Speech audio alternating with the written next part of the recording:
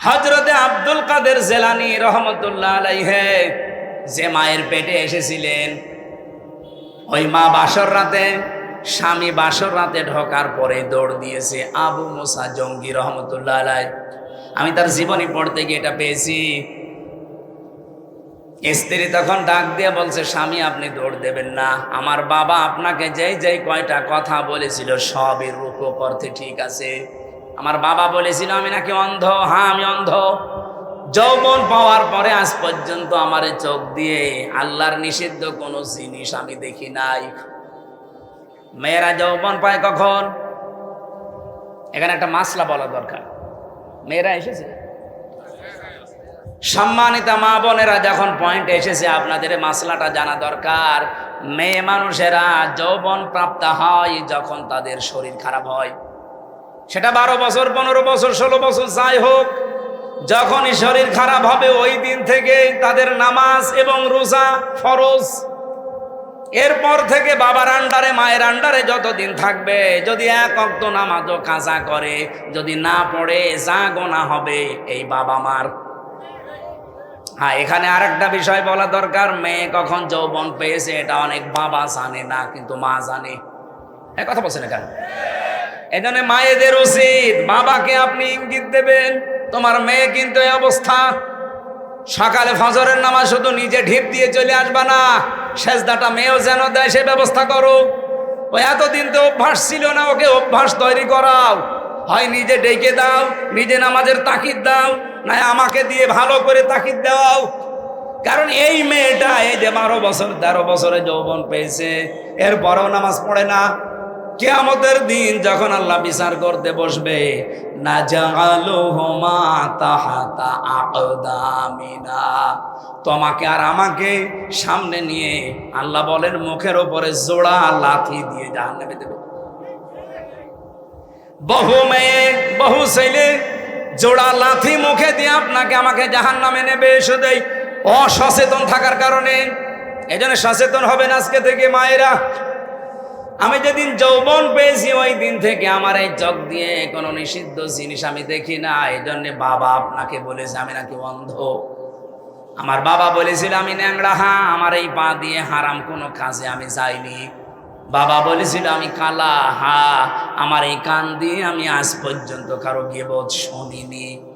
বাবা বলেছিল আমি বোবা, আমার এই মুখ দিয়ে হারাম কোনো কথা আমি বের করি না। এই যে এতগুলো কথা শোনার পরে এই বংশে এসেছিল, এই মায়ের পেটে এসেছিল হযরতে আব্দুল কাদের জিলানী। 6 বছর মাত্র বয়স হয়েছে তার। ওনার পুরা জীবনী আমি পড়েছি। ওনার মা নিয়ে গেছে মক্তবে, ওস্তাদ বলছে এই বলো আলিফ। উনি বলছে হুজুর আলিফের অর্থ কি? আলিফের কোনো অর্থ হয় না। উনি ওই দিনই বলেছিল ওস্তাদ আলিফের যদি অর্থ না হয় ও জিনিস আমি পড়ি না। কারণ যে জিনিসের অর্থ নেই ওই জিনিস পড়ি আমি করবো কি? আপনি আমাকে অর্থ শেখান। উনি বলছে তুমি জানো আলিফের মানে? হ্যাঁ জানি। বলো দেখি। উনি আলিফ লাম মিম দিয়ে আরম্ভ করেছিলেন, আল্লাহু লা ইলাহা ইল্লাহু আল হাইয়ুল কাইয়্যুম। সূরা বাকারার 255 নাম্বার যেটা আয়াতুল কুরসি বলে আমরা জানি। এ পর্যন্ত তেলাওয়াত করে আসলেন। এবার তিনি আল্লাহর পরিচয় তুলে ধরলেন 10টা। এখানে আল্লাহর 10টা ক্ষমতার কথা আছে। ওস্তাদ কাঁদতে কাঁদতে বেহুশ হয়ে গেছে। হোশ ফেরার পরে বলে মা আপনার ছেলেকে কোনো জায়গায় মনে হয় পড়িয়েছেন, আমার কাছে নিয়ে এসেছেন পরীক্ষা করার জন্যে। ওস্তাদ বলে না। মা বলছে আমি এই মাত্র আপনার কাছে প্রথম নিয়ে আসলাম, কোনো জায়গায় নিয়ে যাইনি। ওস্তাদ বলছে আপনার তো সৌভাগ্য যে এতটুকু বাচ্চা এর কোরআনে কারিমের প্রায় 18 পারা পর্যন্ত আয়ত্ত করা আছে। প্রতিটি আয়াত সে সুন্দর করে পড়তে পারে, অনেক আয়াতের অর্থ সে বলছে। আমাকে আল্লাহর 10টা ক্ষমতা শুনিয়েছে আয়াতুল কুরসি দিয়ে। মা আমার কান্না আরম্ভ করলেন। ওস্তাদ বলে আপনি কাঁদেন কেন? আপনার তো সৌভাগ্য, খুশি হওয়ার কথা।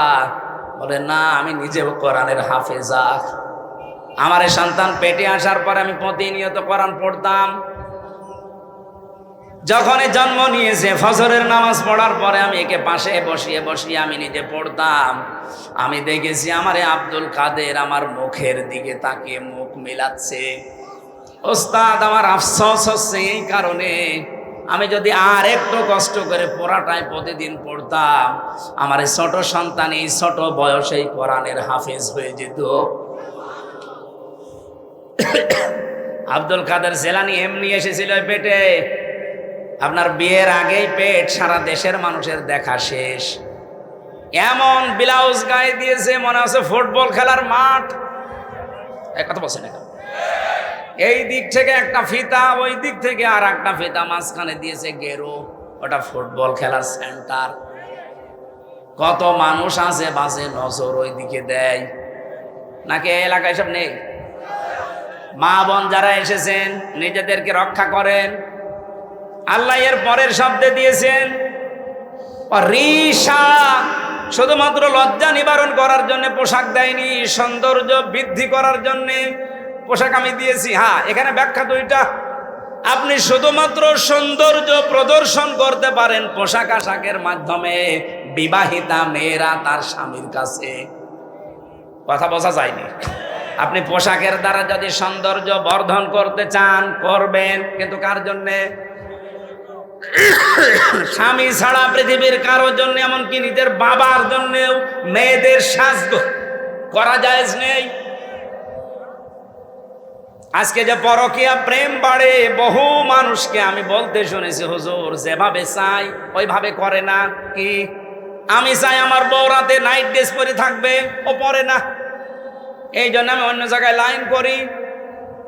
এরকম মানুষ দেশে নেই? এখানে পরকীয়া প্রেম করেন কারা? হাত তোলেন তো দেখি। আলহামদুলিল্লাহ, এই জেলা তো একেবারে মডেল জেলা। কোনো কিছুই নেই, যৌতুক নেই, পরকীয়া প্রেম নেই, ওসি তো খুব আরামে আছে।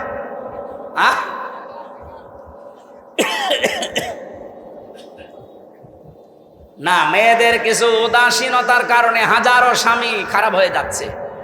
এরা যে কল দিয়ে বলে, একেবারে মিথ্যা হলে তো বলতো না। সম্মানিত মা বোনেরা, এই রিশার ব্যাখ্যা যেটা, আপনি কিন্তু ধরা পড়ে যাবে। আশা করছি আপনি একটু অ্যাক্টিভ হবেন এই ব্যাপারে। লিবাসুত তাকওয়া যালিকা খায়র, আল্লাহ বলেন সর্বোত্তম পোশাক হচ্ছে তাকওয়ার পোশাক। প্রশ্ন আসতে পারে, তাকওয়ার আবার পোশাক হয়? হ্যাঁ হয়। তাকওয়ার পোশাক কি? এখানে যদি প্রশ্ন করা হয় 100 জনের 98 জন বলতে পারবেন না।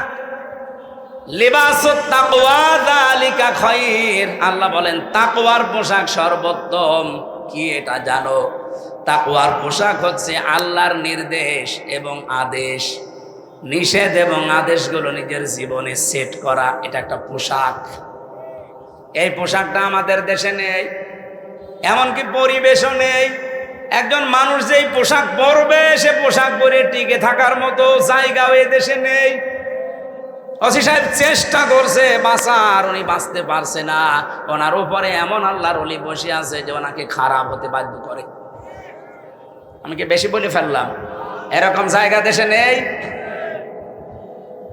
এই জন্য আমাদের একেবারে শুরু থেকে শেষ পর্যন্ত এমনভাবে তৈরি করা দরকার, আগামীতে ইসলাম দিয়ে আমরা সাজাবো, ও দুর্নীতির দল বাংলাদেশে থাকবে না ইনশাআল্লাহ। বাইরের দেশগুলো ঘোরাঘুরি করে আমার এতটুকু অভিজ্ঞতা হয়েছে, তারা দাঁড়িয়ে গেছে শুধুমাত্র দুর্নীতি আর খাদ্যে ভেজাল তারা দেয় না, এই কারণে। আপনি দেখেন মালয়েশিয়া 2004 সাল থেকে তারা দাঁড়িয়ে গেছে। এই 21 বছরে তারা বিশ্বের মানচিত্রে আজ একটা নাম করা দেশ, আর আমরা 54 বছরেও দাঁড়াতে পারিনি। কারণ দুইটা, এদেশে দুর্নীতি বন্ধ হয় না আর খাদ্যে ভেজাল দেওয়া শেষ হয় না। এই দুইটা কন্ট্রোল করতে পারলে আমাদের দেশও দাঁড়িয়ে যাবে ইনশাআল্লাহ। সূরা আলে ইমরানে আল্লাহ জানিয়েছেন, ওয়ালা তাহিনু ওয়ালা তাহজানু ওয়া আনতুমুল আ'লাউনা ইন কুনতুম মুমিনিন। কোনো ভয় নেই, কোনো চিন্তা নেই, দুশ্চিন্তারও কারণ নেই। ওয়া আনতুমুল আ'লাউনা, এখানে আলেম আছে কিনা আমি জানি না, এখানে শব্দ ছিল আনতুম আ'লাউনা, অথচ আল্লাহ পাক আ'লাউনার আগে আলিফ লাম লাগিয়ে দিয়ে নির্দিষ্ট করে দিয়েছেন। আরবি গ্রামার অনুযায়ী মুবতাদা যদি মারিফা নির্দিষ্ট হয়, খবর হবে নাকেরা অনির্দিষ্ট। রব্বুল আলামিন এখানে খবর যেটা নাকেরা অনির্দিষ্ট সেইটাও মারিফা নির্দিষ্ট বানিয়ে দিলেন। খবর যদি কোনো সময় মারিফা হয়ে যায় ফিদুল হাসরা, হসরের ফায়দা দেয়। বাংলা অর্থ দাঁড়ায় হবে, শুধু হবে না, শেষে হর্ষাই লাগাতে হবে।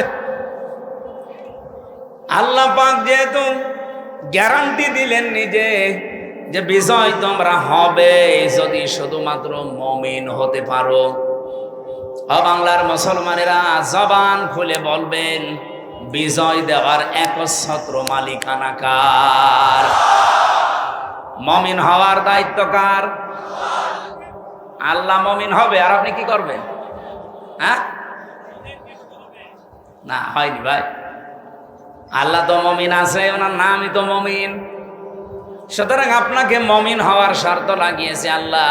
যদি এবার আমরা সত্যিকারের মুমিন হতে পারি, মাস্ট বি আল্লাহ তার কথা রাখবে। নাকি আল্লাহ এরকম যে সকালে এক কথা আর বিকালে আর এক কথা বলে?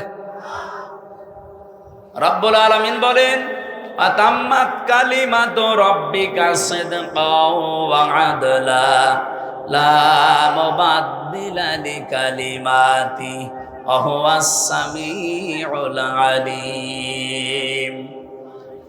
সূরা আনআমের 115 নম্বর আয়াতের ভেতরে পাবেন 8 নাম্বার পারার প্রথম নাম্বার পৃষ্ঠার 11 নাম্বার লাইনে আছে। যত তাফসীর আমি পড়েছি আয়াত নিয়ে, আমার কাছে এই তিনটা বিষয় ধরা পড়েছে। আল্লাহ পাক বলেন, হে নবী, আমি যে কালাম পাঠালাম এর প্রত্যেকটা কথা সত্য। 2 নম্বরে সিদক ওয়া আদলা, এটা ন্যায় ইনসাফ দিয়ে পরিপূর্ণ। 3 নম্বরে আমার কোরআনে আমি যা বললাম কিয়ামত পর্যন্ত কোনো পরিবর্তন নেই। যা বলেছি ওটা হবে।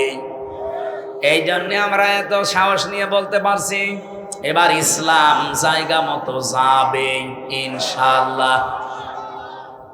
এই জন্য যারা এখনো দদুল্লামার অবস্থায় আছেন যে জমি বাবার পাই কি না পাই, এ ধান্দা কি ভালো? আপনি তাহলে মনে হয় অন্য কারো সন্তান। বাংলাদেশের বৈধ নাগরিক আমরা, 92% মানুষ আমরা এখানে মুসলমান। এবার আপনি 100% বিশ্বাস নিয়ে বাড়ি যেতে পারেন।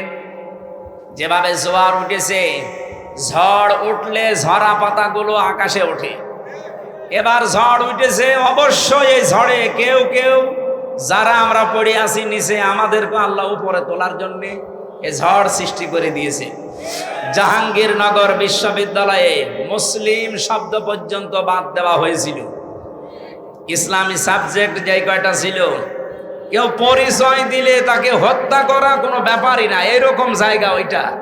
অথচ সেখানে আজ নারায়ে তাকবীর আল্লাহু আকবার ধ্বনি উঠতেছে। এটা একটা আশ্চর্য না? এতগুলো কাজ আল্লাহ যখন করে দিচ্ছে সামনে রাখছো চক্ষু যাই আছে, আমার মনে হচ্ছে আল্লাহ সবগুলোতে বিজয় দেবে ইনশাআল্লাহ। দল মত জাতি বর্ণ ধর্ম নির্বিশেষে, যেহেতু গোবিন্দগঞ্জ নাম শুনলে বোঝা যাচ্ছে এখানে অন্য ধর্মের লোক আছে, এজন্য সবাইকে নিয়ে আমরা আল্লাহর দরবারে শুকরিয়া জানাচ্ছি, যেহেতু তাদেরও মালিক আল্লাহ। তাদের মালিককে গত পরশুদিন আমার কুষ্টিয়ায় অনুষ্ঠান ছিল। পরশুদিন না কালকে কি বার? শুক্রবার ছিল। হ্যাঁ, জমান নামাজ পড়ে আমি ওদের যে কেন্দ্রীয় মন্দির, ওই মন্দিরে গিয়েছিলাম। ওখানকার যিনি কেন্দ্রীয় মন্দিরের সভাপতি, সবার সাথে কথা বলার পরে প্রায় 100 ঘর হিন্দু আছে ওই পাড়াতে। ওনারা আমাকে আশ্বস্ত করেছে যে এবার আপনাকে আমরা ভোট দেব, কিন্তু আমাদের যে দাবিগুলো আছে আমরা যেন আতঙ্কে না থাকি, এইটা আপনারা দেখবেন। আমরা গ্যারান্টি দিয়েছি যে ইসলাম যদি আসে এই দেশের কোনো ধর্মের মানুষ আতঙ্কে থাকবে না ইনশাআল্লাহ। আপনার ধর্ম আপনি পালন করেন, আমার দাওয়াত দেওয়ার দরকার আমি দেব। কি কথা বলেন না কেন? সুতরাং দলমত নির্বিশেষে যারা এসেছেন, আসেন আমরা আমাদের মালিক যিনি সত্যিকারের মালিক তার দরবারে শুকরিয়া আদায় করি, বলেন আলহামদুলিল্লাহ। এই পৃথিবীতে আল্লাহ যখন খুশি হয় কারো উপরে, এদিকে তাকান, এখানে একটু নড়াচড়া কম করে, আমরা একটা ক্লাস করব ঘন্টাখানিক, থাকবেন তো? এ পৃথিবীতে আল্লাহ যখন কারো উপরে খুশি হয় তখন তার বাড়িতে আল্লাহ কন্যা সন্তান পাঠায়। তাহলে যাদের মেয়ে আছে আপনি বিশ্বাস করতে পারেন যে আল্লাহ আপনার উপরে অন্তত খুশি হয়েছে। মেয়ে হলে খুশি হয় আল্লাহ, কিন্তু যার মেয়ে হয়েছে এই লোকটা নারাজ, এরকম মানুষ নেই? আপনাদেরকে আহ্বান জানাচ্ছি, আল্লাহ যেই কাজ করতে পেরে উনি খুশি, আমরা ওই কাজ পেয়ে খুশি কিনা বলেন তো? আজকে থেকে আর রাগ করবেন না। আপনি জান্নাত পাবেন কি পাবেন না সে গ্যারান্টি কিন্তু আপনি নিজেও দিতে পারেন না। পারেন না? কিন্তু আমি গ্যারান্টি দিতে পারি, যার বাড়িতে একটা মেয়ে আছে, যদি 3টা দায়িত্ব পালন করতে পারেন মাস্ট বি আপনি একটা জান্নাত পাবেন। না, আমারও ভুল হয়েছে। একটা জান্নাতের কথা আমি কোরআন আর হাদিসে পাইনি। কোন মানুষ যদি পৃথিবীতে একটা মেয়ে লোকের জন্য 3টা কাজ করে আল্লাহ তাকে জান্নাত দেবেন, এই কথা পেয়েছি। কিন্তু যত জায়গায় আপনি জান্নাতের বর্ণনা দেখতে পাবেন কোরআনে, আপনি দেখবেন অধিকাংশ জায়গায় আল্লাহ বহু বচন দিয়েছেন। আপনি একটু চেষ্টা করেন কোরআনের এই আয়াতটা বোঝার। জান্নাতিন তাজরি মিন তাহতিহাল আনহার ওয়া মাসাকিনা তাইয়্যিবাতান ফি জান্নাতি আদ। এই যে শব্দের ভেতরে 2টা জান্নাত বললাম, 2টাই কিন্তু বহু বচন। আল্লাহ এক বচন দিতে পারতেন, একটা জান্নাত বহু বচন, মাসাকিন বহু বচন দিলেন কেন? আমরা যারা আরবি গ্রামার বুঝি, পৃথিবীর বহু ভাষায় আমরা দেখেছি এক বচন বহু বচন আছে, কিন্তু আরবের নিয়মটা আলাদা। এখানে এক বচন আছে, দ্বিবচন আছে, বহু বচন আছে। আমি আয়াতটা নিয়ে গবেষণা করলাম, যে চিন্তা করে দেখলাম যে আল্লাহ জান্নাতের কথা বলতে গেলে খালি বহু বচন লাগিয়েছেন কেন? যেহেতু আরবিতে এক বচনের পরে দ্বিবচন হয়, এরপরে 2-এর উপরে গেলে সেটা বহু বচন হয়। রব্বুল আলামিন তাফসীর পড়তে গিয়ে আমার মাথায় এসেছে এটা, পৃথিবীতে মানুষকে যদি আল্লাহ জান্নাত দেয়, যেহেতু বহু বচন আছে, কম পক্ষে 2 হলে বহু বচন হয় না, 3 হওয়া লাগে। কথা বলেন না কেন? তাহলে আপনি যদি জান্নাত একটা পান, কম পক্ষে 3টা জান্নাত পাবেন। আমার কথা মনে হয় বোঝেননি। আপনাকে আল্লাহ জান্নাত দেওয়ার ওয়াদা দিয়েছেন নবীদের মাধ্যমে, একটা মেয়ে হলে জান্নাত দেবে। তাহলে একটা জান্নাত হচ্ছে, তার মানে কয়টা বলেন? হাদিসের ভাষায় একটা জান্নাত যদি আল্লাহ দেয় এই পৃথিবীর 10 পৃথিবীর সমান, তাহলে 3টা দিলে এগুলো তো সব হাওয়ায় ঘুরছে। এই বিশ্বাসটা আপনাকে তৈরি করা লাগবে মুমিন হিসাবে। তাহলে একটা মেয়ে হলে কমপক্ষে আপনি 30টা জান্নাতের মালিক হবেন, এই দুনিয়ার পরিমাণ। জোরে বলেন সুবহানাল্লাহ। কিন্তু কাজ করা লাগবে এই মেয়ে লোকের জন্য কয়টা? 3টা। 1 নম্বরে আপনি খুশি হয়ে তাকে আদর যত্ন দেবেন, ভালোবাসবেন।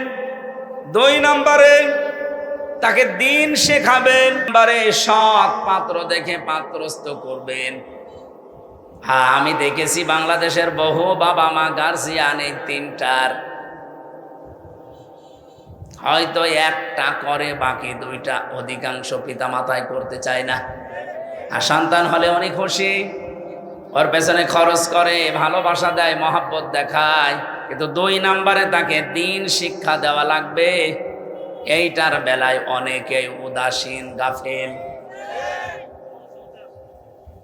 এমনকি এখন যিনি দায়িত্বে আছেন উনি কিন্তু 2 নবীর নাম নিয়ে বসে আছেন। ডক্টর মোহাম্মদ ইউনুস, কয় নবী?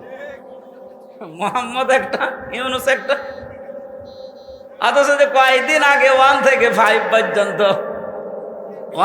5 পর্যন্ত প্রাইমারিতে শিক্ষক নিয়োগ দেওয়া হয়েছে গানের।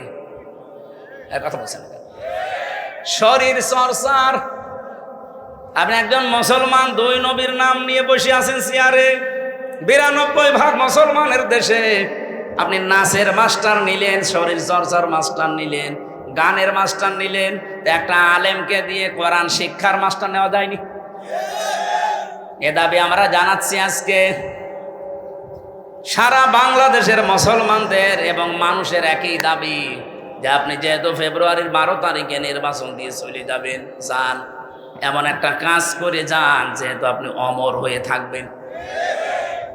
আমরা মুসলমানের এই দেশে 1 থেকে 5 পর্যন্ত একটা ধর্মীয় শিক্ষা চাই না? চাই না? কারা চান দেখি লিল্লাহে তাকবীর। দেখেন তো হাত তুলেছে কিনা?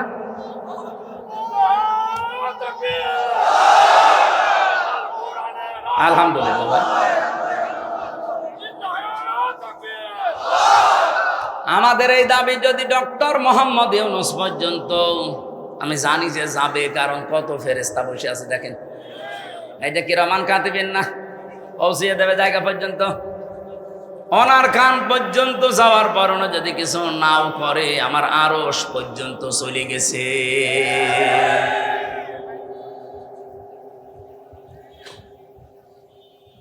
হযরতে ইব্রাহিমের পক্ষে একটা ব্যাঙ ছিল, শুধু পেশাব করেছিল। ফেরেশতা জিবরাইল এসে ডাক দিয়েছে, এতটুকু পেশাবে নমরুদের বিশাল অগ্নিকুণ্ড কিছুই হবে না। ব্যাঙ ওই দিন বলেছে, ফেরেশতা আমি জানি আমার পেশাবে কিছু হবে না, কারণ এত প্রজ্বলিত আগুন 1 কিলোমিটার উপর দিয়ে যদি পাখি উড়ে যায়, ঝলসে পড়ে যায়, কি দাও দাও করছে আগুন। সেখানে আমি এত দূর থেকে শুধু পেশাব করছি, আমি জানি কিছু হবে না, কিন্তু আমার মালিক আল্লাহকে দেখাতে চায় যে আমি নবী ইব্রাহিমের পক্ষে আছি, নমরুদের বিপক্ষে আছি। আল্লাহ তার এই কথাটা এত বেশি পছন্দ করেছিলেন, ওই দিন থেকে আইন পাশ হয়ে গেছে, কিয়ামত পর্যন্ত যত ব্যাঙ দুনিয়ায় আসবে, ব্যাঙের পেশাব পাক। শুধু ইব্রাহিম নবীর পক্ষে থাকার কারণে ব্যাঙের পেশাব যদি পাক হয়ে যেতে পারে, আমরা যে আজকে কোরআনের পক্ষে শুধু হাত তুলে জানান দিয়েছি, কিয়ামতের দিন এটা যেন নাজাতের ওসিলা হয়ে যায়। গাইবান্ধাবাসী, তাহলে কন্যা সন্তান হলে প্রথম আপনার দায়িত্ব ভালোবাসা। আপনি খুশি হয়ে ভালোবাসবেন, তাকে মহব্বত করবেন। 2 নম্বরে দিনের শিক্ষা দেওয়া, কিন্তু সেই পরিবেশটা যদি নষ্ট করে দেওয়া হয়, তো শিক্ষা দেব কোথায়? সবাই তো আর মাদ্রাসায় ছেলে মেয়েকে দেয় না, কথা বলছেন না কেন? স্কুলেই দেন। মুসলমানের দেশে স্কুলের সিস্টেমগুলো এই করেন, 1 থেকে 5 পর্যন্ত পড়লেও যেন ইসলামের মৌলিক নিয়ম নীতিগুলো অলরেডি জেনে ফেলে, এরকম ব্যবস্থাটা করে দেন। আর সেইটা এখন কিন্তু সময়। আগে যারা ছিল, আমি নাম নিতেও ঘৃণা করি, এই জালেমা মহিলার, ওরা 1 থেকে 5 পর্যন্ত পড়ার পরে একটা ছেলে বৃত্তি পরীক্ষা দেয়। আমি নিজেও বৃত্তি দিয়েছি, এরপরও 8এও বৃত্তি পরীক্ষা আছে। 100 মার্কের কোরআন আর হাদিস ছিল আগে, আমি নিজে পরীক্ষা দিয়েছিলাম। এতে 15.5 বছরে জালেমা যাদের দায়িত্ব দিয়েছিল, এই শিক্ষামন্ত্রী নামে কলঙ্ক, এই নাস্তিকগুলো 1 থেকে 5-এ পড়ার পর বৃত্তি পরীক্ষা দেবে, 100 মার্কের কোরআন হাদিসের শয়তানরা তুলে দিয়েছে। আমরা চাই ওটা আবার পূর্ণবহাল করা হোক। এই কথা বলে না কেন? আরে মানুষ পরীক্ষার ছলে হলেও পড়ে, ওটা যদি সিলেবাসে না থাকে, ও তো আস্তে আস্তে সবই ভুলে যাবে। গত বছর আমি জেল থেকে বের হওয়ার পরে একটা মাহফিলে এসেছিলাম, এই যে পাশের জেলা নীলফামারী। নীলফামারীর একটা থানা আছে কিশোরগঞ্জ, ওখানে একটা বৃদ্ধাশ্রম আছে, দেখতে গিয়েছিলাম। যে দেখি এদিকে 25 জন মা, এদিকে 25 জন বাবা, মুরব্বী সব বসে আছে। যেই কয়জনের সাথে কথা বলেছি, সবগুলো হাওমাও করে কাঁদছিল। এক মহিলা আমার হাত চেপে ধরে, মুরব্বী মানুষ, বলছে, বাবা আমার 3টা ছেলে মেয়ে, সব বিদেশে থাকে, কিন্তু আজকে আমি এখানে পড়ে আছি এই বৃদ্ধাশ্রমে। বললাম, আপনার কি মনে হয় এখানে পড়ে থাকার কারণে বলেন তো? উনি আমার 2টি কথা বলেছিলেন। 1 নম্বরে প্রথম দোষটা আমার, 2 নম্বরের দোষ আমার পুত্রবধূর। প্রথম দোষ আমার এই 3টা ছেলে মেয়ে সব হায়ার এডুকেটেড, অনার্স মাস্টার্স করা, সব বাইরের দেশে থাকে। আমি তাদেরকে দ্বীনের শিক্ষা, কোরআনের শিক্ষাটা ছোটবেলা থেকে দেইনি, এইটা আমার অপরাধ। হ্যাঁ ঠিক আছে। 2 নম্বরে আমার যে পুত্র বধূ সবগুলো মডার্ন, আল্ট্রা মডার্ন।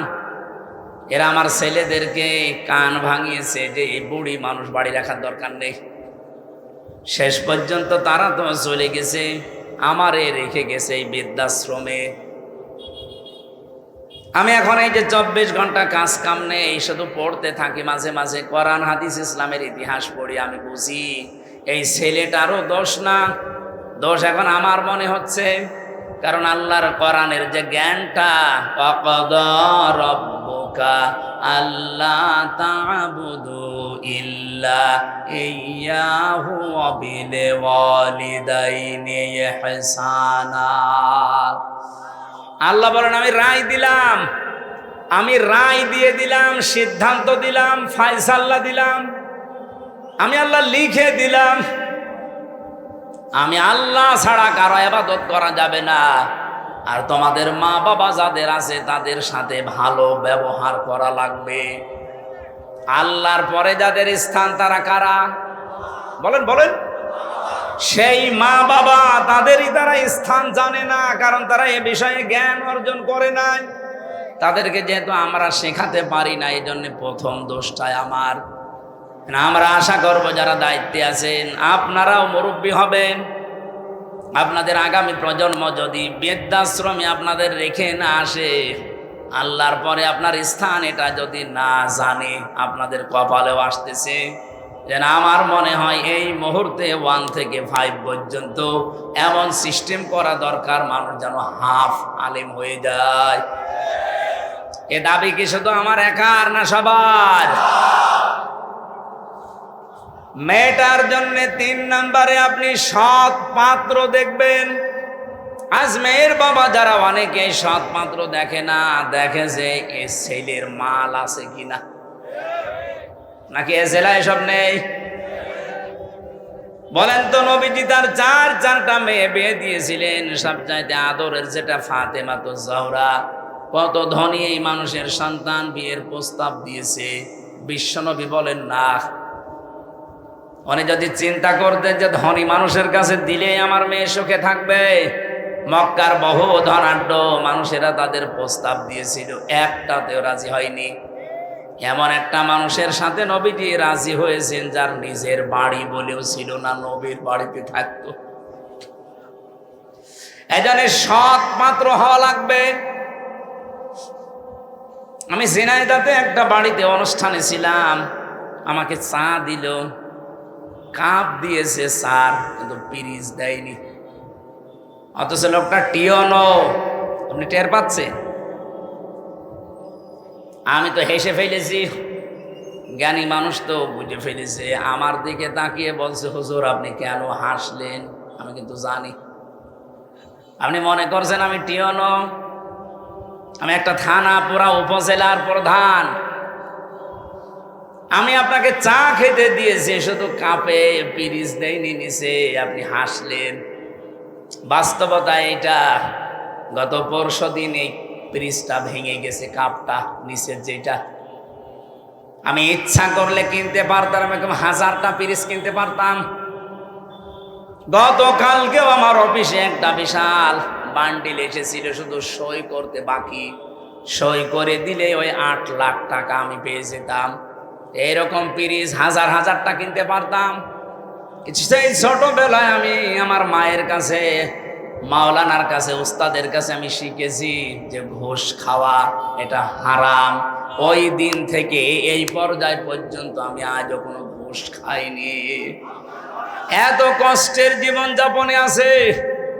এই যে অন্যায় অবৈধটা আমার সমর্থ থাকার পরও আমি করি নাই, এই জন্য আল্লাহ অন্য দিক থেকে আমারে পুষিয়ে দিয়েছে। রব্বুল আলামিন আমার স্ত্রীকে বানিয়েছে আমার মন মতো আল্লাহওয়ালা। আমার সন্তানগুলো ঠিক আল্লাহ ওইভাবে মন তৈরি করে দিয়েছে, যতটুকু দেওয়া হয় অতটুকুতেই তারা আত্মতুষ্টি, আত্মতৃপ্তিতে আছে। আপনি যদি হারাম ইনকাম করেন, আপনার স্ত্রী, আপনার সন্তানাদের মন আল্লাহ ঠিক ওই রকম করে দেবে। কি কথা বলছেন? এটাকে আমি বানালাম। সূরা তাহা 16 নম্বর পারা 19 নম্বর পৃষ্ঠা 13 নম্বর লাইনের 124 নম্বর আয়াতে এই তথ্যটা আছে। ওমান আ'রাদা আন যিকরি ফাইন্না লাহু মাঈশাতান দঙ্কা ওয়া নাহশুরুহু ইয়াওমাল কিয়ামাতি আ'মা। রব্বুল আলামিন বলেন, আমার বিধান বাদ দিয়ে যারা ইনকাম করবে, বলেন তো ঘুষ খাওয়া এটা আল্লাহর বিধানে আছে? হ্যাঁ বলেন বলেন।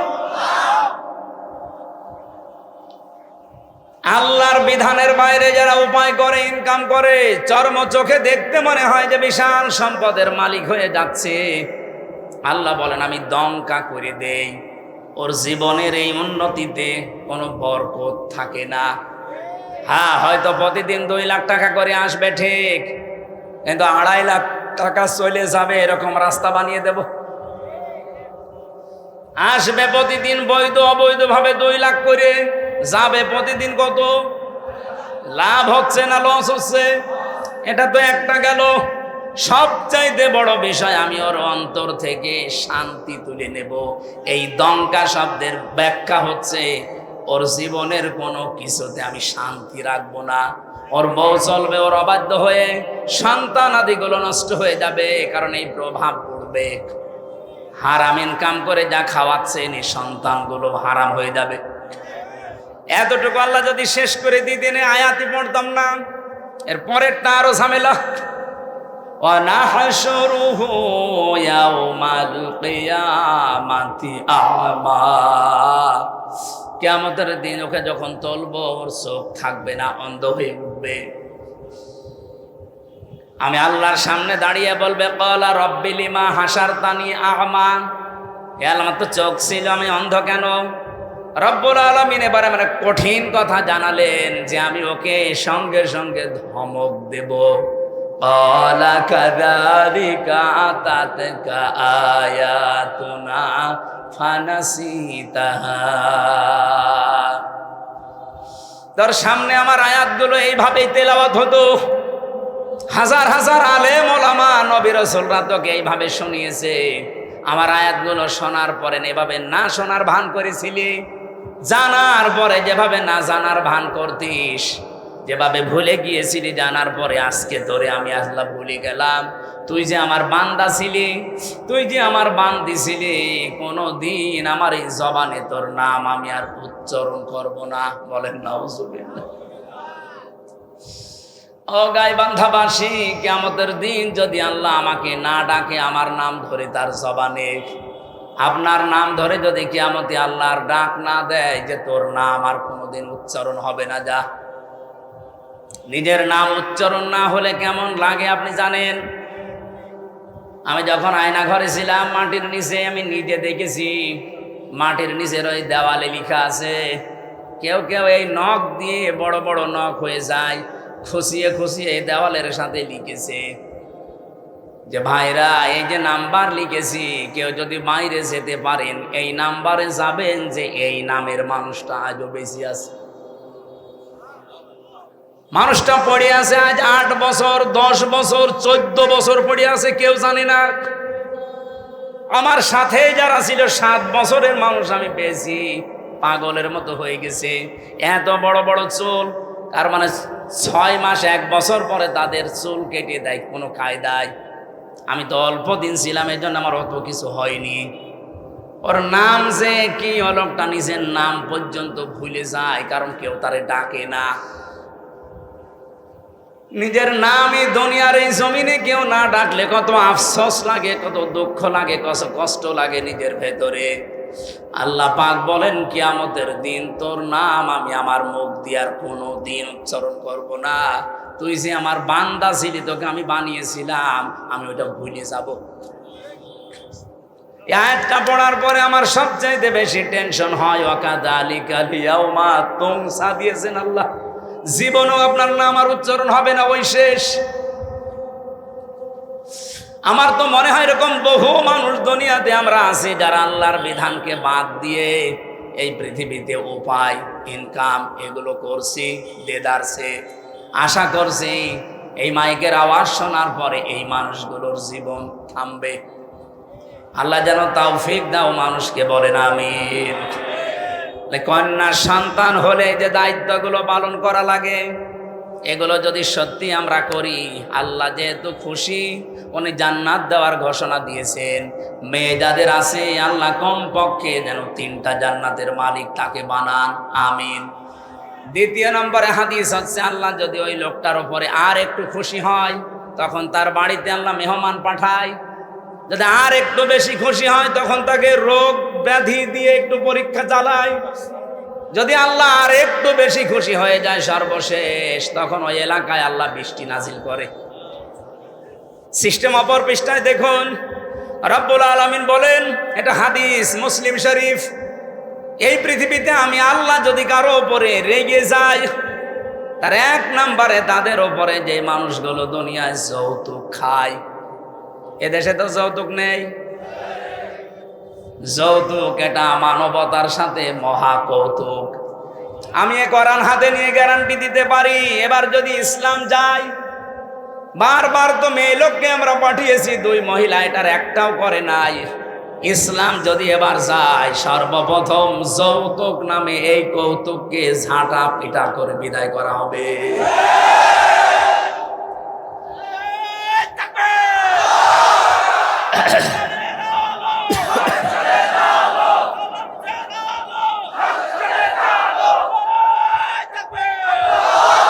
রংপুর বিভাগের মানুষেরা, এটা শুধু যৌতুকের বিষয় না, বহু বাড়িতে আমরা এখনো পর্যন্ত দেখি 200, 300, 500 মানুষকে নিয়ে যাচ্ছে বরযাত্রী। না, এই জেলায় এসব নেই? কোথায় পেয়েছেন ভণ্ডামি? বরযাত্রী ইসলামে নেই, বরযাত্রী ইসলামে নেই। এগুলো এসেছে হিন্দুদের সংস্কৃতি থেকে। হ্যাঁ, ইসলামে আছে অলিমা। কি অলিমা করা লাগে? ছেলের বাড়ি না মেয়ের বাড়ি? তা আপনি যদি কিছু করতেই চান, ছেলের বাড়িতে আপনি অনুষ্ঠান করবেন, 200-500 না 1000 মানুষ খাওয়ান, কোনো অসুবিধা নেই। আপনি মেয়ের বাবার বাড়িতে তার অনুমতি ছাড়া, তার সন্তুষ্টি ছাড়া একটা পানও খাওয়া আপনার জন্য জায়েজ নেই। আর আপনি 200 মানুষ নিয়ে খাওয়াচ্ছেন গরুর মতো। আজকে থেকে সিদ্ধান্ত নেওয়া লাগবে যে যেটা ইসলামে নেই, এই বরযাত্রীর দাওয়াত পেলেও আমি আর জীবনে যাব না। কারা কারা রাজি আছেন দেখি? অনেকে হাত তুলছে না।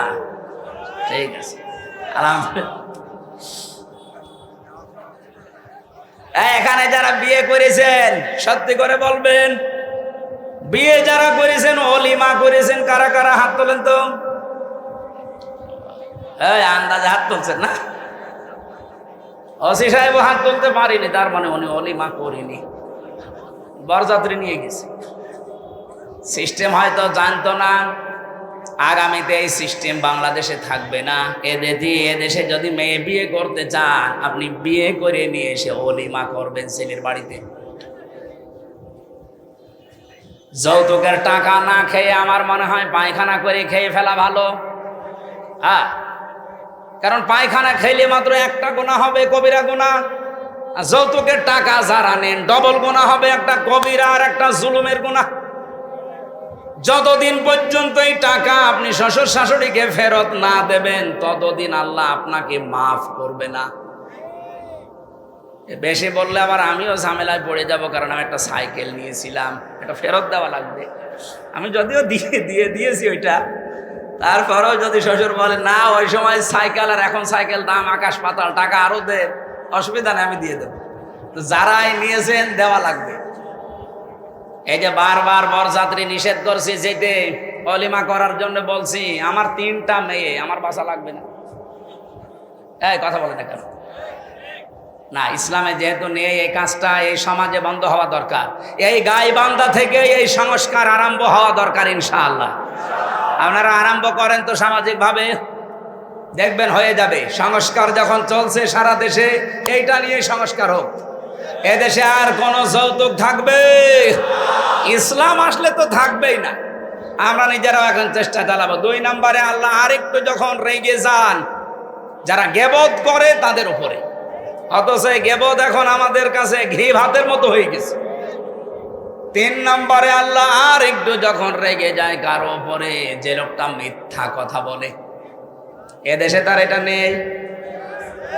আগস্টের 5 তারিখের আগের কথা বাদ দেন, আমার তো মনে হচ্ছে আগস্টের 5 তারিখের পরে যত মিথ্যা মামলা আর মিথ্যা সাক্ষী বেড়েছে, নাকি এ জেলায় বন্ধ আছে? সারা দেশের অবস্থায় এক, মিথ্যা মামলা আর মিথ্যা সাক্ষী, এটা 180 মাইল বেগে অনেকে চালাচ্ছে। আরে ভাই, আপনি অত্যাচারিত, আপনার চাইতে আমি কি মাজলুম কম? আমি তো মামলা দিলে মিথ্যা সাক্ষী জোগাড় করলে 1000টা করা যায়। আমার বিনা কারণে মিথ্যা একটা মামলা দিয়ে মিথ্যা 4 জন সাক্ষী জোগাড় করে 3 বছর আমারে ফাঁসির কন্ডেম ছেলে রেখে দিয়েছিল। আমার বাবার কাছ থেকে ওরা প্রায় 32 লাখ টাকা খেয়েছে। আমার তো এখন তারা যদি মাফ চায়, আমার মনে হয় ওই টাকা ফেরত নেওয়া দরকার। আগস্টের 5 তারিখের পরে খুব বেশি হলেও 9 তারিখের দিকে আমারে কল দিয়েছিল যে ওসি আমার মামলা রায়, বলছে হুজুর মাফ করে দিয়ে। কে আপনি? বলছে আমি সেই মিজান। ও, মাফ তো করে দেব, অসুবিধা নেই, আমার টাকা ফেরত দেন। মাঝে মাঝে বহু টাকা আপনি আমার বাবার কাছ থেকে নিয়েছেন, আমার বাবা সব হিসাব করে রেখেছে, ওই টাকাগুলো ফেরত দেন, আপনারে মাফ করে দেব। কি করলেন এতগুলো টাকা নিয়ে? খেতেও তো পারেন না, যা করেছিলেন এখন পালিয়ে থাকেন। অবৈধ ইনকাম করলে যে কি হয় তার বাস্তব প্রমাণ এই ফ্যাসিস্টরা। কথা বলেন না কেন? কিছুদিন আগে আমি সিঙ্গাপুরে ছিলাম, মালয়েশিয়া, 2টা রাষ্ট্র যেহেতু পাশাপাশি, যে হোটেলে উঠেছিলাম নিচতলায় নেমে দেখি 2 জন বসে বসে চা খাচ্ছে আর মুখ নিচু করে আছে। চেহারা দেখে আমি চিনে ফেলেছি, যে সালাম দিলাম, বলছো হুজুর আমরা আগেই পালিয়েছি। আরে ভাই, আপনি তো বলবেন ওয়ালাইকুম আসসালাম, না, বলছো হুজুর আমরা আগেই পালিয়েছি। 3 তারিখে ভাব দেখলাম যে ভালো না, এই জন্য রাতে টিকিট কেটে চলে এসেছি। আমি ওই সময় ওনারে বলেছিলাম আপনি পালালেন কেন? আপনার না 620টা বাড়ি? কত? 620টা বাড়ি ওই লোকটার। ওরা সাহেব পাড়া বানিয়েছে মালয়েশিয়ায়, সিঙ্গাপুরে ফ্ল্যাট নিয়েছে, কানাডায় ওরা বানিয়েছে, লন্ডনে বানিয়েছে বেগম পাড়া, বিভিন্ন দেশে তো আছেই, বাংলাদেশেও বহু জায়গায় তাদের বাড়ি। আল জাজিরা রিপোর্ট দিয়েছে ওই লোকটার বাড়ির সংখ্যা 620টা। আল্লাহর কি ইশারায় একটা বাড়িতেও থাকতে পারে না, হোটেলে থাকে। আমি বললাম আপনি বাইরে বের হতে পারেন না, সব সময় এখানে পড়ে থাকেন। হুজুর বাইরে যাব, কোন আশায় যাব? 20 লাখ বাঙালি থাকে মালয়েশিয়া, আমারে যদি দেখতে পায় পিটিয়ে ভর্তা বানিয়ে ফেলবে, এই জন্য বাইরে যাই না, খালি এখানে আর নিচতলায় আসি মাঝে মাঝে চা খাওয়ার জন্যে। আপনি দোয়া করেন। আমি বললাম দোয়া আপনার জন্য আসবে? আপনি যা করেছেন আপনার জন্য দোয়া আসবে। এই জন্য জালেমদের পরিণতি কি হয়েছে এটা দেখার পরেও যদি এখনো কারো হুঁশ না হয়, আমার মনে হয় এরা যেন নেপালের দিকে তাকায়। দেখেন না, মন্ত্রীদেরকে নদীর ভেতরে চুবাচ্ছে। এখন আরম্ভ হয়েছে মোদির ওখানে। বাংলাদেশ থেকে মনে হচ্ছে সারা বিশ্ব শিখে ফেলেছে। অবৈধভাবে কেউ আর আগামীতে টিকে থাকার চেষ্টা করবেন না, জীবনও পারবেন না, কারণ সে ভুল এদেশের মানুষের ভেঙে গেছে। এক কথা বলে না কেন? এই দেশ থেকে শিক্ষা নিয়েছে সিরিয়া, এই দেশ থেকে শিক্ষা নিয়েছে নেপাল, এই দেশ থেকে শিক্ষা নিয়েছে দাদারা। দেখেন কি হয় দাদার। আমার তো মনে হয় কোরআন হাদিস পড়ে যতটুকু পেয়েছি, মোদির করুণ পরিণতি হবে এই কারণে শয়তান আল্লাহর ঘর টুকরা টুকরা করেছে। আল্লাহর কত ঘর সে ভেঙেছে বলেন তো? আল্লাহর ঘরের ইট পাথর খোলে নাই, ওর কপালে লাগিয়েছে এটা। দেখেন কি টুকরা টুকরা হয়। আল্লাহ পাক বলেন ইন্নাহুম ইয়াকিদুনা কাইদা ওয়া আকিদু কাইদা ফামাহিলিল কাফিরিনা আমহিলুহুম রুয়াইদা। পৃথিবীর মানুষেরা বিভিন্ন ষড়যন্ত্র চক্রান্ত করে, তখন আমি ঢিল দেই। ঢিল দিতে দিতে এমন পর্যায়ে পৌঁছায়, ও জায়গায় যাবার পরে ওর আর ফিরে আসার কায়দা থাকে না। যেমন ফেরাউনকে, ওকে আল্লাহ সুযোগ দিয়েছিল, ওই সময়ও যদি নদীর পাশে থেকে ফিরে আসতো তাও বেঁচে থাকতো, অন্তত এ করিন পরিণতি হইতো না। ওর বৃদ্ধি এত বেড়েছিল, ফেরেশতা জিবরাইলকে আমার আল্লাহ একটা ঘোড়া দিয়ে পাঠিয়ে দিয়েছিলেন, মেয়ে ঘোড়া, মাদি ঘোড়া। ফেরাউন যেটা চড়েছিল ওটা টাট্টো ঘোড়া। ওর সামনে যখন এসে লাফ দিয়েছে, এই পুরুষ মানুষের মতো এই ঘোড়াও দিয়েছে লাফ। মাঝখানে যাবার পরে যেভাবে করেন পরিণতি আপনারা বিভিন্ন তাফসিরে শুনেছেন। রব্বুল আলামিন বলেন, মানুষ অন্যায় করতে করতে যখন দেওয়াল পর্যন্ত চলে যায়, ওকে আর ফিরে আসার সম্ভাবনা থাকে না।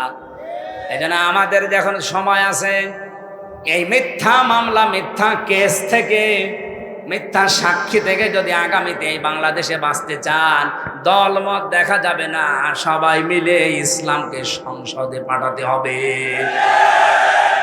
সবাইকে আহ্বান জানাচ্ছি, আসেন ইসলামকে পাঠান।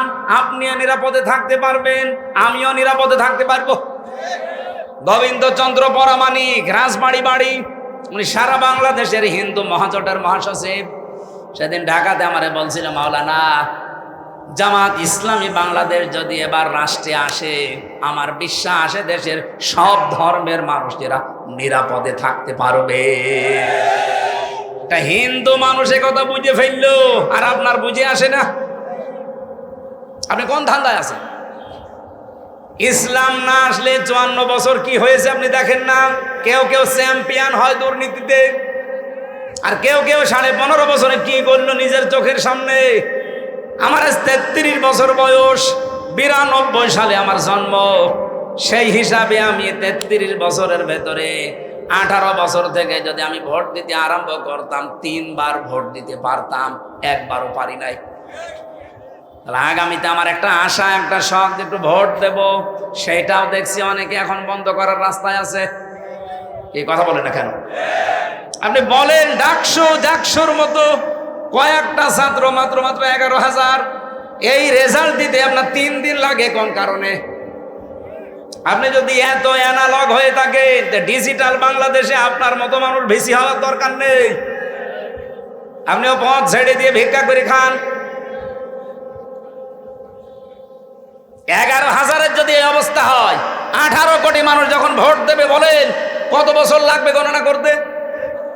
5 বছর পার হয়ে যাবে না?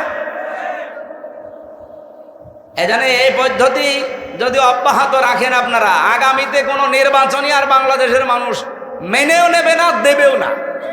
কারণ এই নির্বাচন হচ্ছে, সে 9 সাল নাকি 8 সালে হয়েছিল না, এরপরে 14 সাল, এরপরে 18 সাল, এরপরে 24 সাল, যা হয়েছিল আবার যদি ওই রকম হয়, আমরা আশা করছি যারা দায়িত্বে আছে তাদের কোমর যেন সোজা থাকে। কাকে ভয় পান আপনি? এতগুলো মানুষের রক্তের ওপরে বসে আছেন, আপনার বিবেকে কিছু বলে না? 2732 জন মানুষের জীবনের ওপর আপনারা বসে আছেন। কঠিন সিদ্ধান্ত নিয়ে অটল থাকা দরকার আমার মনে হয় যারা দায়িত্বে আছে। বাংলাদেশে 1628 জন মানুষ এখন আছে, ওসি সাহেব সহ। এই মানুষগুলোকে হযরত ওমরের মতো যেদিন আমরা দেখতে পাবো, এই বাংলাদেশটা মিনি জান্নাত হয়ে যাবে ইনশাআল্লাহ। আল্লাহ পাক একেবারে সর্বশেষ যখন সব চাইতে বেশি রাগান্বিত হয়ে যায় কারো উপরে, যখন দেখে লোকটা সুদ খায়। এদেশে তো সুদ নেই। হ্যাঁ, এদেশে হয়তো ব্যাংকিং ব্যবস্থা যে সুদগুলো অনেকে করেন না, কিন্তু ওই যে টাকা ছেড়ে রাখেন, টাকা আসে। 1000 টাকা দিয়ে রাখলে 100 টাকা করে মাসে মাসে বেশি দেয়। এই সিস্টেমে আছেন কারা দেখি তো, বলেন লিল্লাহি তাকবীর। ও এই এলাকায় নেই, আলহামদুলিল্লাহ। যদি কেউ করে থাকেন, আশা করছি আপনি এই অন্যায়টা ছেড়ে দেন, নয়তো আপনি নামাজও পড়েন, মায়ের সাথে জিনাও করেন। একটা নিকৃষ্ট শব্দ এটা। সন্তান যত খারাপ হোক, বলেন তো মায়ের সাথে জিনা করা এটা সম্ভব? হ্যাঁ বলেন। অথচ হাদিস এইটা, যারা সুদ খায়, 1 টাকা পরিমাণেও যারা সুদ খায়, ওজন্য 1 বার 2 বার না, মায়ের সাথে 33 বার জিনা করে। আল্লাহ তুমি আমাদের দেশের মানুষকে এই মহা পাপ থেকে বাঁচাও। আরো জোরে বলেন। তাহলে মুসলিম শরীফের হাদিসের বাক্য ছিল 4টা কাজে আল্লাহ খুশি, আর এই 4টা কাজে আল্লাহ বেজার। যেগুলোতে আল্লাহ খুশি আমাদেরকে এই কাজগুলো দুনিয়ায় করার তৌফিক দেন, যেগুলোতে নারাজ আল্লাহ ছেড়ে দেওয়ার সুযোগ দেন। বলেন আমিন। আমার তেলাওয়াত কিন্তু আয়াত সূরা আরাফের 26-27 আমরা 2টা আয়াত পড়েছি। আলোচনার বিষয় ছিল মানব জাতিকে শয়তানের প্রথম হামলা এবং তার পদ্ধতি কি ছিল। এই পৃথিবীতে শয়তানের যত টার্গেট, সর্বপ্রথম টার্গেট ছিল এই যে আয়াতে আছে। রব্বুল আলামিন বলেন, ইয়া বানি আদম ক্বাদ আনজালনা আলাইকুম লিবাসা। হে বনি আদম সন্তান, এখানে লক্ষ্য করেন আল্লাহ কিন্তু ঈমানদারকে ডাকেন নাই, আল্লাহ মুসলমানদেরকে আলাদাভাবে বলেন নাই, ডাক দিয়েছেন ইয়া বানি আদম, হে বনি আদমের সন্তান। বলেন তো অন্যান্য ধর্ম যারা মেনে চলে ওরা বনি আদম সন্তান কিনা? বলেন বলেন। তার মানে অন্য ধর্মের লোক যদি আশপাশে থাকেন, সে আপনি হিন্দু হন, খ্রিস্টান হন, বৌদ্ধ হন, যারা আছেন সবাইকে আল্লাহ ডাক দিয়েছেন, কারণ সবার মালিক কে? বলেন বলেন। ওরা হয়তো বাপ দাদার কথা মানতে গিয়ে সরাসরি বলতে পারে না আল্লাহ, কিন্তু মনের ভেতরে এটা ওদের আছে। বিপদে পড়ে দেখবেন তখন কিন্তু আল্লাহ ছাড়া আর কোনো ভগবানের নাম মনে আসে না। কথা বলেন। আমার বরিশালে ছিলাম ছোটবেলায়, যেতাম তখন নৌকায় ব্রিজ ছিল না, হঠাৎ দেখে একটা ঝড় উঠেছে। আমরা তো পড়ছি লা ইলাহা ইল্লা আনতা সুবহানাক। পাশে আমার দেখে এক দাদা হিন্দু আর দাদি, ওরা বলছে লা ইলাহা ইল্লাল্লাহ। কি গো, চেহারা দেখে তো মনে হচ্ছে অন্য ধর্মের লোক। কালেমা পড়েন, মুসলমান হয়েছেন? বলছে না। পড়েন কি করে? বলছে যে ঝড় উঠেছে এ কালী দুর্গার কাজ না, আল্লাহ লাগবে। মানে সবার মনের ভেতরে আল্লাহ একজন আছে, কিন্তু বাস্তবের খাতিরে অনেকে বলতে পারে না। আল্লাহ যেহেতু সবার মালিক, সবার রব, এই জন্য উনি ডাক দিয়েছেন ইয়া বানি আদম, হে বনি আদমের সন্তানেরা, কদ আনজালনা, অবশ্যই আমি নাজিল করেছি, আলাইকুম, তোমাদের ওপরে, লেবাসা, পোশাক। কি করে এই পোশাক তোমাদের? ইওয়ারি সাওয়াতিকুম রিসা, তোমাদের লজ্জা নিবারণ করে। 2 নম্বরে তোমাদের সৌন্দর্য বৃদ্ধি করে। এই একটু খেয়াল করেন এদিকে, এই জরুরি না হলে উঠেন না তো ভাই। এলাকায় কি বিড়ির ফ্যাক্টরি আছে স্যার? অনেকের বিড়ির নেশা লাগে, তো ওই যশোর এলাকায় গেলে বিড়ি আছে, একটু পরে দেখে উঠে যে বিড়ি খেয়ে আবার আসে। এরা আবার বিড়ি খেতে যাচ্ছে নাকি? গাইবান্ধা বাসে একটু খেয়াল করেন, এখানে শব্দের ভেতরে আমরা 2টা বিষয় পেলাম। পোশাক আল্লাহ আমাদের কাছে দিয়েছেন, 1 নাম্বার আমাদের লজ্জা যেন নিবারণ হয়। জান্নাতের ভেতর থেকে হযরতে আদম এবং হাওয়া, আমাদের জাতি, আদি পিতা মাতা, এদেরকে বের করে দেবে। এই টার্গেট শয়তানের ছিল না। শয়তানের টার্গেটই ছিল এদেরকে আমি উলঙ্গ অবস্থায় দেখব। এই জন্য শয়তান সবসময় যৌনতা ছড়াতে ভালোবাসে। শয়তান যৌনবাদী, আর আমরা, ওটা তোর বলা যাচ্ছে না মৌলবাদী, ওটা তো এখন গালি করে ফেলেছে মানুষ। শয়তান সবসময় যৌনতা ছড়াতে ভালোবাসে। যারা আজ নিজেদের গোপন অঙ্গগুলো 8-60 পোশাক পরে, ছোটখাটো পোশাক পরে, শরীরের আপত্তিকর জায়গাগুলো মানুষকে দেখিয়ে মজা পান, আপনি নিজে বিশ্বাস করতে পারেন আপনি মানবের আর সন্তান নেই, আপনি শয়তানের সন্তান। পৃথিবীতে আল্লাহর যত সৃষ্টি আল্লাহ বানিয়েছেন 18,000 আমরা বলি, তার চাইতেও বেশি আছে। শুধুমাত্র একটা সৃষ্টি দেখবেন তাদের লজ্জায় স্থান মানুষকে দেখায় কুকুর।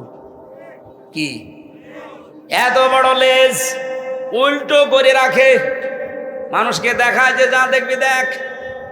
আমার তো মনে হয় এই দেশে যারা নিজেদের উলঙ্গ অর্ধ উলঙ্গ পোশাক আশাক পরে বিভিন্ন গোপন অঙ্গগুলো মানুষকে দেখি আরো আনন্দ পায়। এরা আর কুকুর সমান। আমি এত নিচে নামতাম না। আপনার একটু লজ্জা লাগে না?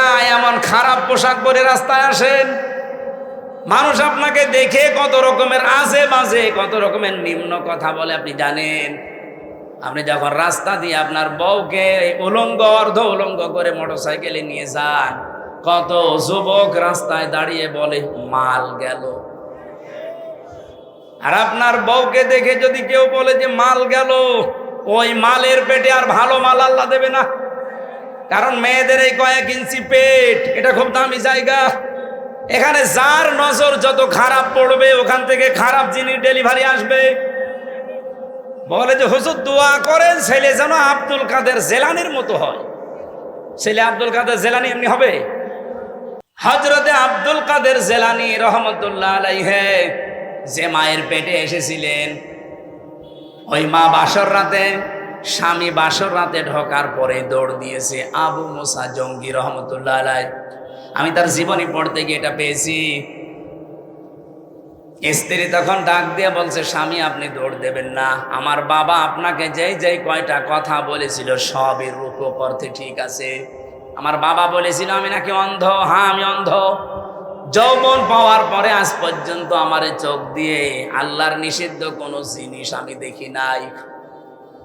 মেয়েরা যৌবন পায় কখন? এখানে একটা মাসলা বলা দরকার। মেয়েরা এসেছে, সম্মানিত মা বোনেরা, যখন পয়েন্ট এসেছে আপনাদের মাসলাটা জানা দরকার। মেয়ে মানুষেরা যৌবন প্রাপ্ত হয় যখন তাদের শরীর খারাপ হয়। সেটা 12 বছর, 15 বছর, 16 বছর যাই হোক, যখনই শরীর খারাপ হবে ওই দিন থেকে তাদের নামাজ এবং রোজা ফরজ। এরপর থেকে বাবার আন্ডারে, মায়ের আন্ডারে যতদিন থাকবে, যদি এক ওয়াক্ত নামাজও কাজা করে, যদি না পড়ে, যা গোনা হবে এই বাবা মার। হ্যাঁ, এখানে আরেকটা বিষয় বলা দরকার। মেয়ে কখন যৌবন পেয়েছে এটা অনেক বাবা জানে না, কিন্তু মা জানে। এক কথা বলছেন কেন? এই জন্য মায়েদের উচিত বাবাকে আপনি ইঙ্গিত দেবেন, তোমার মেয়ে কিন্তু এই অবস্থা। সকালে ফজরের নামাজ শুধু নিজে ঢিপ দিয়ে চলে আসবা না, সেজদাটা মেয়েও যেন দেয় সে ব্যবস্থা করো। ও এতদিন তো অভ্যাস ছিল না, ওকে অভ্যাস তৈরি করাও। হয় নিজে ডেকে দাও, নিজে নামাজের তাকিদ দাও, না আমাকে দিয়ে ভালো করে তাকিদ দাও। কারণ এই মেয়েটা এই যে 12 বছর 13 বছরে যৌবন পেয়েছে, এরপরেও নামাজ পড়ে না। কিয়ামতের দিন যখন আল্লাহ বিচার করতে বসবে, নাজালুহুমা তাহাতা আকদামিনা, তোমাকে আর আমাকে সামনে নিয়ে আল্লাহ বলেন মুখের উপরে জোড়া লাথি দিয়ে জাহান্নামে দেবে। বহু মেয়ে, বহু ছেলে জোড়া লাথি মুখে দিয়ে আপনাকে আমাকে জাহান্নামে নেবে, শুধুই অসচেতন থাকার কারণে। এই জন্য সচেতন হবেন আজকে থেকে মায়েরা। আমি যেদিন যৌবন পেয়েছি ওই দিন থেকে আমার এই চোখ দিয়ে কোনো নিষিদ্ধ জিনিস আমি দেখি না। এই জন্যে বাবা আপনাকে বলেছে আমি নাকি অন্ধ। আমার বাবা বলেছিল আমি ন্যাংরা। হ্যাঁ, আমার এই পা দিয়ে হারাম কোনো কাজে আমি যাইনি। বাবা বলেছিল আমি কালা। হ্যাঁ, আমার এই কান দিয়ে আমি আজ পর্যন্ত কারো গীবত শুনিনি। বাবা বলেছিল আমি বোবা, আমার এই মুখ দিয়ে হারাম কোনো কথা আমি বের করি না। এই যে এতগুলো কথা শোনার পরে এই বংশে এসেছিল, এই মায়ের পেটে এসেছিল হযরতে আব্দুল কাদের জিলানী। 6 বছর মাত্র বয়স হয়েছে তার। ওনার পুরা জীবনী আমি পড়েছি। ওনার মা নিয়ে গেছে মক্তবে। ওস্তাদ বলছে এই বলো আলিফ। উনি বলছে হুজুর আলিফের অর্থ কি? আলিফের কোনো অর্থ হয় না। উনি ওই দিনই বলেছিল ওস্তাদ আলিফের যদি অর্থ না হয় ও জিনিস আমি পড়ি না। কারণ যে জিনিসের অর্থ নেই ওই জিনিস পড়ি আমি করব কি? আপনি আমাকে অর্থ শেখান। উনি বলছে তুমি জানো আলিফের মানে? হ্যাঁ জানি। বলো দেখি। উনি আলিফ লাম মিম দিয়ে আরম্ভ করেছিলেন আল্লাহু লা ইলাহা ইল্লাহু আল হাইয়ুল কাইয়্যুম। সূরা বাকারার 255 নাম্বার যেটা আয়াতুল কুরসি বলে আমরা জানি। এ পর্যন্ত তেলাওয়াত করে আসলেন। এবার তিনি আল্লাহর পরিচয় তুলে ধরলেন 10টা। এখানে আল্লাহর 10টা ক্ষমতার কথা আছে। ওস্তাদ কাঁদতে কাঁদতে বেহুশ হয়ে গেছে। হোশ ফেরার পরে বলে, মা আপনার ছেলেকে কোনো জায়গায় মনে হয় পড়িয়েছেন, আমার কাছে নিয়ে এসেছেন পরীক্ষা করার জন্যে। ওস্তাদ বলে, না। মা বলছে, আমি এইমাত্র আপনার কাছে প্রথম নিয়ে আসলাম, কোনো জায়গায় নিয়ে যাইনি। ওস্তাদ বলছে, আপনার তো সৌভাগ্য যে এতটুকু বাচ্চা, এর কোরআনে কারিমের প্রায় 18 পারা পর্যন্ত আয়ত্ত করা আছে। প্রতিটি আয়াত সে সুন্দর করে পড়তে পারে, অনেক আয়াতের অর্থও সে বোঝে। আমাকে আল্লাহর 10টা ক্ষমতা শুনিয়েছে আয়াতুল কুরসি দিয়ে। মা আমার কান্না আরম্ভ করলেন।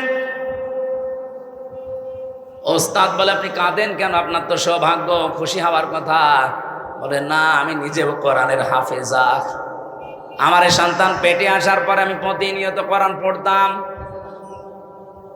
যখনই জন্ম নিয়েছে ফজরের নামাজ পড়ার পরে আমি একে পাশে বসিয়ে বসিয়ে আমি নিজে পড়তাম।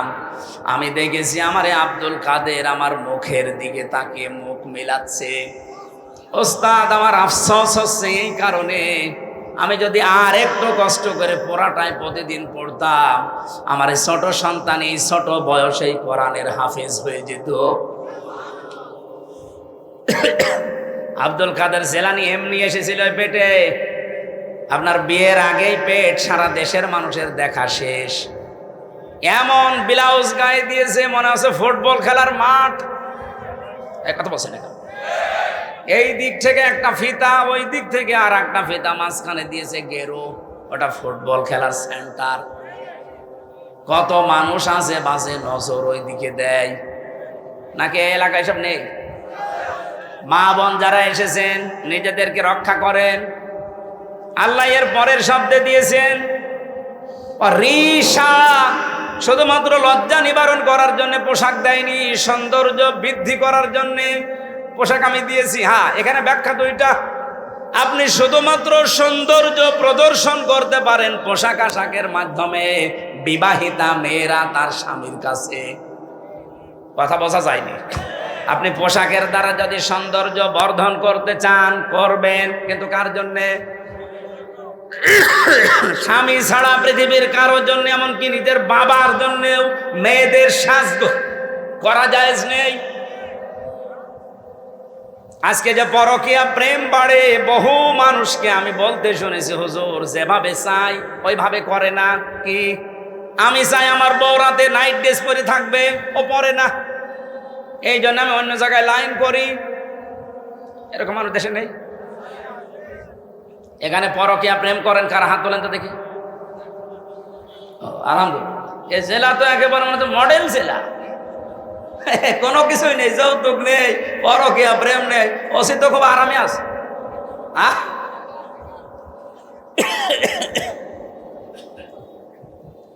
না, মেয়েদের কিছু উদাসীনতার কারণে হাজারো স্বামী খারাপ হয়ে যাচ্ছে। এরা যে কল দিয়ে বলে, একেবারে মিথ্যা হলে তো বলতো না। সম্মানিত মা বোনেরা, এই রিশার ব্যাখ্যা যেটা, আপনি কিন্তু ধরা পড়ে যাবে। আশা করছি আপনি একটু অ্যাক্টিভ হবেন এই ব্যাপারে। লিবাসুত তাকওয়া যালিকা খায়র। আল্লাহ বলেন সর্বোত্তম পোশাক হচ্ছে তাকওয়ার পোশাক। প্রশ্ন আসতে পারে, তাকওয়ার আবার পোশাক হয়? হ্যাঁ হয়। তাকওয়ার পোশাক কি? এখানে যদি প্রশ্ন করা হয় 100 জনের 98 জন বলতে পারবেন না। লিবাসুত তাকওয়া যালিকা খায়র। আল্লাহ বলেন তাকওয়ার পোশাক সর্বোত্তম। কি এটা জানো? তাকওয়ার পোশাক হচ্ছে আল্লাহর নির্দেশ এবং আদেশ, নিষেধ এবং আদেশগুলো নিজের জীবনে সেট করা, এটা একটা পোশাক। এই পোশাকটা আমাদের দেশে নেই, এমনকি পরিবেশও নেই। একজন মানুষ যেই পোশাক পরবে, সে পোশাক পরে টিকে থাকার মতো জায়গাও এই দেশে নেই। ওসি সাহেব চেষ্টা করছে বাঁচার, উনি বাঁচতে পারছে না। ওনার উপরে এমন আল্লাহর ওলি বসে আছে যে ওনাকে খারাপ হতে বাধ্য করে। আমি কি বেশি বলে ফেললাম? এরকম জায়গা দেশে নেই। এই জন্য আমাদের একেবারে শুরু থেকে শেষ পর্যন্ত এমনভাবে তৈরি করা দরকার, আগামীতে ইসলাম দিয়ে আমরা সাজাবো, ও দুর্নীতির দল বাংলাদেশে থাকবে না ইনশাআল্লাহ। বাইরের দেশগুলো ঘোরাঘুরি করে আমার এতটুকু অভিজ্ঞতা হয়েছে, তারা দাঁড়িয়ে গেছে শুধুমাত্র দুর্নীতি আর খাদ্যে ভেজাল তারা দেয় না, এই কারণে। আপনি দেখেন মালয়েশিয়া 2004 সাল থেকে তারা দাঁড়িয়ে গেছে। এই 21 বছরে তারা বিশ্বের মানচিত্রে আজ একটা নাম করা দেশ, আর আমরা 54 বছরেও দাঁড়াতে পারিনি। কারণ দুইটা, এদেশে দুর্নীতি বন্ধ হয় না আর খাদ্যে ভেজাল দেওয়া শেষ হয় না। এই দুইটা কন্ট্রোল করতে পারলে আমাদের দেশও দাঁড়িয়ে যাবে ইনশাআল্লাহ।